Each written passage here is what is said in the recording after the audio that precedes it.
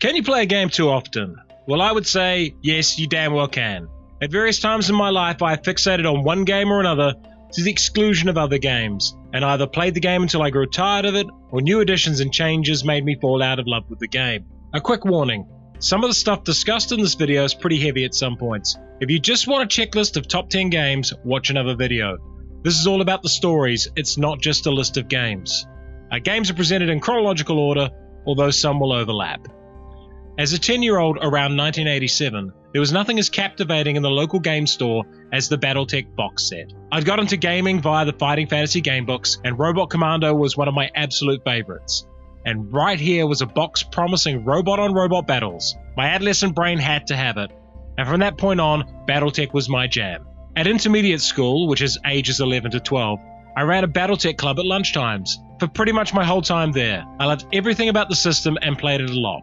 One of my proudest legacies is that the school still has a designated lunchtime board gaming room, as successive generations of students kept up the legacy. It wasn't always BattleTech, but board games are still being played there. At high school, I was still playing the game, a lot. It had some of the most captivating imagery of any setting I'd come across, and even if you never intend to play the game, I highly recommend looking at books like Technical Readout 3025 and the successor house books, as the world building is detailed and sublime. Then in 1990, BattleTech changed. They had been teasing a major plot twist for a while in the story, and when it came out, it was one of the worst things for the game imaginable. The new faction, known as the Clans, were not only incredibly overpowered, essentially making the game a nightmare to balance, they're also laughably fantastical, with a culture closer to the Klingons from Star Trek than anything else. BattleTech had gone from Game of Thrones to World of Warcraft in a single book, dumping the gritty realpolitik of the original setting for an invasion of genetically engineered, honor-obsessed warrior types. And of that tonal shift, as well as the clan's rules, which boiled down to, we pretty much have everything you have, but it's equal or better in every regard, it just killed the game for me. I drifted away from the game, only returning to play the occasional poorly made PC version. That's until now. BattleTech has returned as a PC game, and it's in the time period I really liked. And it's just a true and just reworking of the game. And I'm enjoying the heck out of revisiting the world of BattleTech after nearly 25 years out. I grew up playing rugby.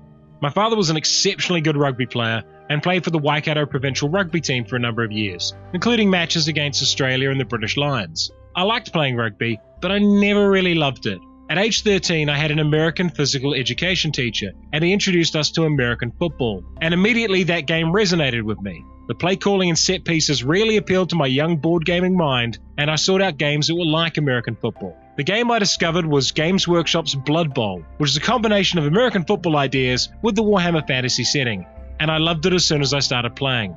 At high school through to university, I played in a number of leagues, and I still have the team I picked up when the 3rd edition came out.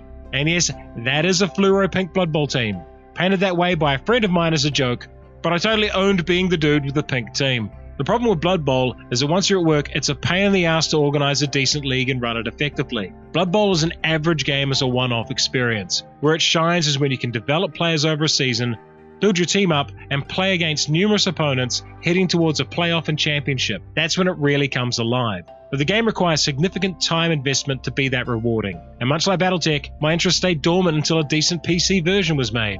360 total hours playing Blood Bowl and Blood Bowl 2 on the PC means I've gotten to play all the teams I couldn't afford to buy when I was a poor youngster. And joining an online league is very straightforward. That and all the automation reduces playtime by an awful lot. I honestly don't see myself playing the tabletop version of Blood Bowl again. When Warhammer 40,000 Rogue Trader came out, my friends and I gave it a play and we didn't think that much of it. The setting was really neat, but the rules were all over the place. What we didn't like was the modelling stuff, so we started collecting and painting. But really, I was enjoying playing Blood Bowl and Space Hulk from the Games Workshop library a lot more. I found 2nd edition 40k also terrible to play, and just couldn't get into it. But when 3rd edition came out, I thought it was a game I could enjoy. They had streamlined the rules and gotten rid of a lot of the bloat that had made the previous editions unappealing to me. And get into the game I did. I got the 3rd edition rulebook and the first army book they put out, Codex Blood Angels. I then proceeded to cheese my way through 2 years of Warhammer 40,000 without losing a game, thanks to the power of the list that I used and the basic tactics I used to maximize its effectiveness.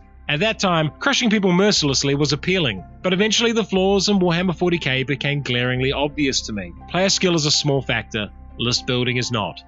I had, in isolation, created the same army lists that were dominating tournaments all around the world, the Blood Angels Rhino Rush army. So I switched to playing Sisters of Battle, who were not very powerful, and that refreshed my interest in the game for a while. But eventually, the game system started to bore me, and the small cracks I'd seen in the mechanics early on became giant crevasses. I think the final turning point was when I thought about how bad a game system must be when shooting a tank right in front of you is the same difficulty as shooting a small model on the other side of the board. That thought just made me laugh, and I just can't take the game system seriously anymore. It also didn't help that they didn't release new rules for the Sisters of Battle for about a decade. Now I still read some 40k fiction and play the PC games, and I still have some of the figures, mostly models from my Blood Angel army I stripped back and repainted, but I have zero desire to play the game again, at least until they stop using a 1d6 system. Also in the 1990s, I was rather into Vampire the Masquerade. Not for the gothic dress-up or personal horror aspect, I enjoyed Vampire because it was a combination of a political intrigue game mixed with superpowers. I never really cared for stories about lost humanity, nor ennui in Vampire. That always felt really trite to me. But ancient clans of vampires engaged in shadowy intrigues across the ages, impacting across all levels of society. Now that I found really interesting. So when everyone was getting into Magic the Gathering, I got into Jihad, later branded as Vampire the Eternal Struggle. Probably because the marketing departments didn't want to upset Islamophobes. Which is probably the same reason New Zealand rock band Jihad renamed itself Pacifier. What a bunch of dummies on both counts. Jihad was different to Magic, with it being developed more as a group game instead of a head-to-head duel game, but it had a lot of the same marketing principles. Buy a stack load of cards to get the good rare stuff, make decks, and throw out garbage sacks of thousands of common cards. My friends and I would play the game until the wee small hours at university, and I have a lot of fond memories of playing it. But what killed Jihad for me was the game itself being axed. 4 years passed between the Sabbat expansion pack and the Sabbat War expansion pack, due to a dispute between White Wolf and Wizards of the Coast. 4 years is a long time for a collectible card game to be out of circulation, and most of the people who played it had moved on to other games by the time it was rebooted. I ended up buying some of the later cards, but the fire was completely gone for the game. Without a group of friends routinely playing it, it just petered out and died for me. I still have all my cards, and one day I'll make up some decks and see if my regular group wants to give it a blast for old time's sake. But even if they rebooted the game tomorrow, which I believe they are, I just can't see myself sinking any more money into it. Righto, time to head into intensely personal territory next. Back in 2005 or 6 or so, I got very sick. I had a rare heart disease called viral pericarditis, and it was a recurring bout of it that had me in and out of hospital for the better part of a year. I was sick, I was constantly tired, and I was broke. I ended up living in a boarding house with no internet, and I barely left to do anything but get groceries or go to the hospital for about a year. That was as close to rock bottom as I have been in my life. What I did have in my one room was a decent sized table and a copy of Arkham Horror. I left that game set up and I played it solo. A lot. Sometimes multiple games in a day. I literally had very little else to occupy myself aside from Arkham Horror, whatever games are on my PC, and my collection of history and strategy books. I believe I have played well over 300 games of Arkham Horror, but I honestly have no idea. What I do know is there are very few people in the world who would have played more than me, and possibly no one has played more solo games of it than I have. Even after 2006, when more expansions came out, I still kept playing it a lot. Heck, I played a game of it 2 weeks ago. Arkham will always hold a special place for me as the game that was there when I was at my lowest point, and while it rarely hits the table anymore, I am still incredibly fond of it and I know it inside and out. And after all that, it's still playable, it still holds a space on my shelf, and likely will from now until my last day. Oh, and for anyone suggesting I play Eldritch Horror, it sucks. Sorry. Once I started feeling better from my previous illness, I was looking at getting out and about, beating some people, and playing some new and interesting games. When I was getting fed up with Warhammer 40k, I'd briefly look at War Machine, but I'd never really got into it. I had about 15 figures for it. Then I bumped into a chap called Chris at a game store one day, and he was demoing War Machine 2nd Edition for people. I had a go and I really enjoyed the game. A lot. Everything I didn't like about Warhammer was fixed by War Machine. Positioning mattered. Range and timing mattered. And while some lists were exceedingly good, every single one had a counter out there of some kind. A bad player with a good list was still going to lose this game, and I liked that a lot. Thanks to Chris and another chap called Sean, I started playing every week, and learning a lot about the game and how it played. I wrote about my experiences in a blog series called How to Lose at War Machine, and that got a fair number of views. Then I wrote The Noob's Guide to War Machine, a blog series that has had well over 100,000 views. I even played in tournaments, winning a silver medal at a minor event and coming 5th in the New Zealand Nationals. And I painted a lot of models for this game. A lot. I mean, that's a pretty massive War Machine army I have right there. Then they announced 3rd edition, and I realized that I would have to learn a whole new set of lists and rules and combinations. That hassle, combined with burning out from painting all those figures, meant that I just haven't played 3rd edition War Machine, and I just can't see myself picking it up again anytime soon. Which is a pity, because War Machine 2nd edition was a heck of a lot of fun. And I've got all those damn models. The next game is a special case, as I haven't played the actual core game as it was originally designed a huge amount, perhaps 10 to 20 times. But what I have done is played an entire Road to Legend campaign for Descent 1st edition from start to finish. And that was about 6 to 9 months of once-a-week evening games. That's how long it takes to play through an entire Road to Legend, and let me tell you something, the last 3 months were a chore. You see, the original Road to Legend is not the most well-balanced game, and the final few acts the players were so god-awfully powerful that any monsters I had were smote without really slowing them down. And while I was committed to staying the course and finishing the game, it's pretty rough to be beaten badly non-stop for months at a board game. I didn't give up, I kept trying my darndest to beat them and inflict casualties on them, but my players formed an amazing team of really strong powers and spells and just crushed me, and crushed me, and crushed me again. As a result, I have very little interest in playing Descent 1st edition again, and I haven't touched it since that campaign ended, not even to play a regular game. Also counting against Descent 1st edition is that Imperial Assault is a thing. Do you know what would be really fun? Playing an X-Wing campaign. But how about if we also add Armada, and perhaps chucked in some Imperial Assault? Heck, we could even play some of the Fantasy Flight Games role-playing games as well, and make a super big Star Wars campaign. It's an ambitious and crazy idea, but to work you need to create some mechanisms to hold the entire thing together. And I did. I created a complete grand strategy system to run a Rebel Sector command, complete with internal politics, logistics, hundreds of characters, and complex victory conditions. Welcome to Athene Sector, the most ambitious board gaming experience I ever designed and ran. We played a lot of this campaign, dozens of missions across nearly 2 years. The problem was that the campaign was just too big, and the multiple people in my group were having major lifestyle changes, mostly around having new small people in their lives. This meant we just couldn't commit the time we had at the start of the campaign, and the end sort of fizzled out.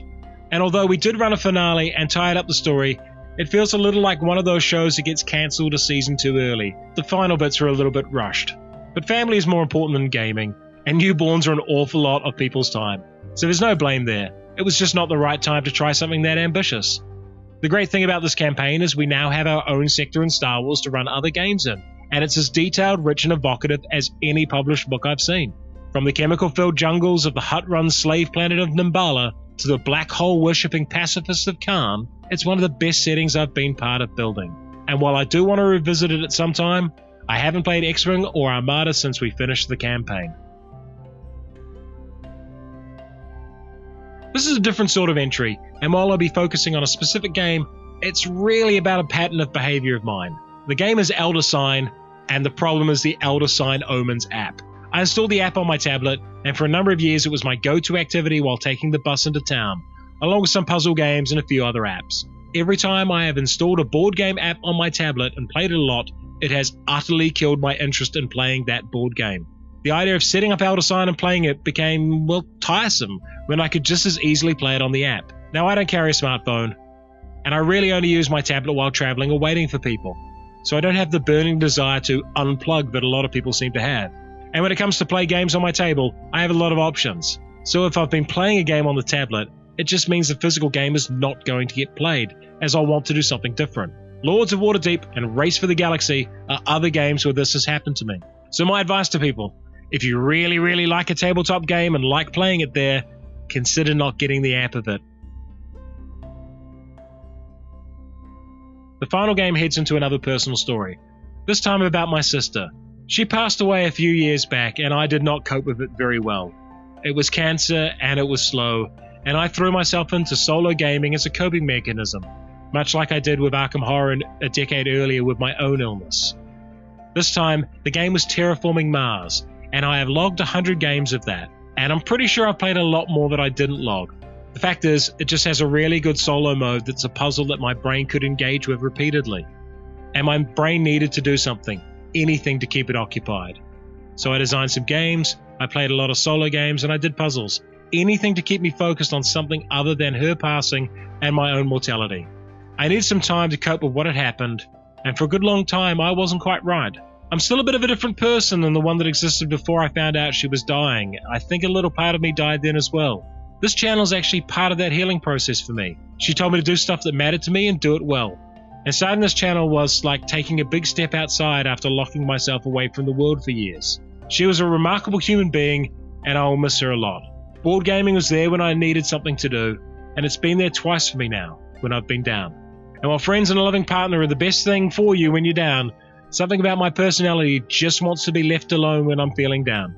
And solo gaming has always been part of that coping mechanism. So that's my list, and it's a pretty personal one at that, but it gives you a fair bit of insight into the ups and downs of my life as well. So what sort of games have you played way too much? And do you still play them? Do you have fond memories or just a lot of regret? Let me know in the comments. And if you enjoyed this video, like it, subscribe to the channel, and check out our Patreon. Take care and stay safe, people.